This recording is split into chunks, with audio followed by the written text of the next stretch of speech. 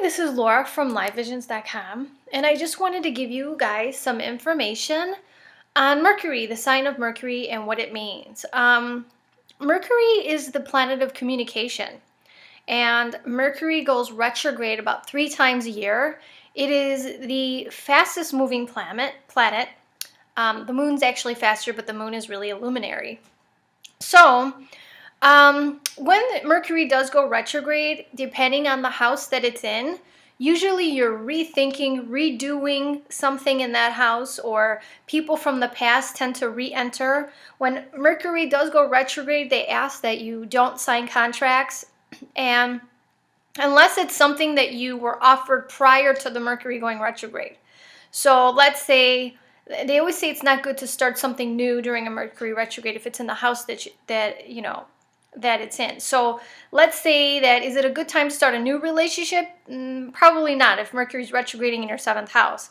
But is it a good time to fix things with an ex? Definitely. You may actually hear from an ex if it's retrograding in your 7th house.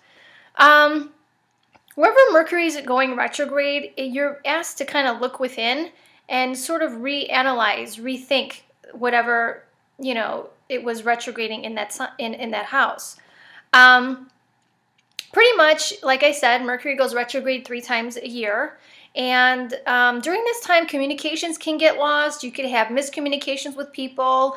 Documents are lost. Bad time to sign legal agreements because of the fact that you might sign something and not know the big picture later on. You may not really see the fine print, or what you thought you were signing may turn out to be something else. So in this video, I am going to go into Mercury by the signs and Mercury by the houses, and to give you a better understanding of what it means. So stay tuned. Hi, this is Laura from LiveVisions.com, and I wanted to give you some information on Mercury and what it means to have your Mercury in Scorpio or the 8th house. Well, Mercury is how you think and how you communicate. So in Scorpio, this would make you a very intense thinker.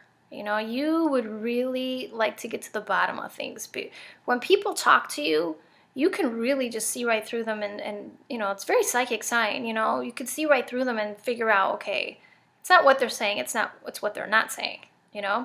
You like to get to the bottom of things. But I will say, in communication, you could come off a little bit shrewd because you don't give all your information at once. You kind of want to let this person talk and draw from them. And you're probably not going to be so forward with what you have to say. You may be even secretive about yourself. And basically, I want to say, until you feel really comfortable with the person and know that you can trust them, then you will be more open about giving them information about yourself and secrets that you have or whatnot. And, but I'm looking at my notes to make sure I'm not forgetting anything. Very psychic sign, yes. You're interested. Now, let's talk about if it's in the 8th house. If your Scorpio is in the 8th house, the how the person's going to communicate is the sign. But what they're going to communicate about, or the what, is the house it's in. So you may like talking about metaphysics. You may like talking about things that are beneath the surface, things that are hidden. You may let's talk about that. Let's, maybe Sally and Mary, or, Joe and Sally are, getting divorced, and, there's a chemical dependency, and about it in the family. You're the type to say, well, I want to talk about the pink elephant in the room because that's the biggest problem and nobody wants to talk about it, and that's the problem. If you can't fix what you do not acknowledge. So you may be a great psychiatrist, I will say, and then in Scorpio ascendants too are great psychiatrists. But you like to really penetrate and get to the bottom of things. You like to release the things that are hidden. And I'm not going to say that you're not the type of person to just talk about secrets. No. If somebody tells you something privately, you do respect that, and you're really good with keeping secrets. But you're really good at going to the heart of the matter and saying, look, let's just call a spade here. And, this is what's really going on. And it's not really easy for people to pull the wool over your eyes because you tend to see the truth in everything. and especially because it's Mercury in speech. So if somebody's saying something, you may see the truth in this, you know. You could be a medium, which is communicating with the dead, okay? So some people who connect to the other side, you know, you could be somebody who this, you know, you just kind of have this little gift, which gift or curse, you know. Anyway, it's and you might, you know, I will say you could be interested in subjects like the metaphysics, astrology, psychic, mediumship, all that other stuff. These things could interest you, and things that like also things that are hidden or you have to dig at, investigate, you know, like forensics or police work, you know, detective work. All these things that you like to get to the bottom of things, you know, what do you call it? Psychiatrists too, you know, you would be great at that. You're really good at getting to the point and getting to the, you know, how sometimes people like to beat around the bush because nobody really wants to admit that they have a certain issue. You're really good at zoning in on it and nailing it. Like, you know what? This is what it is.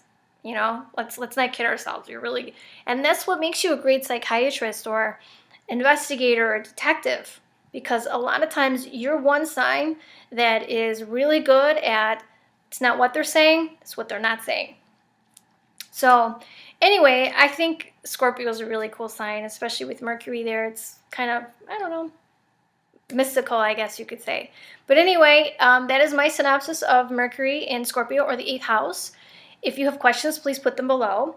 I wanted to let you know that I am having some classes coming up. February, we're resuming some classes, basics and aspects. So if you'd like to get in on a class, please click the link below. I'm only taking like 20 students every time I do classes. I'm going to try to keep it small because it's more intimate that way and it's easier to help everyone. So sign up now if you want to get in February. I'm going to be changing the website and putting the exact date for February up really soon, so that should be done this week. Also, I also have new reports on the site as well. So if you would like to get a report, there's many of them. They're like $30 a report. They're very long. Some of them can be 50 to 70 pages. But the future forecast report is really good. That's one report that gives you the transits that's coming up for you and things that you may have to watch for.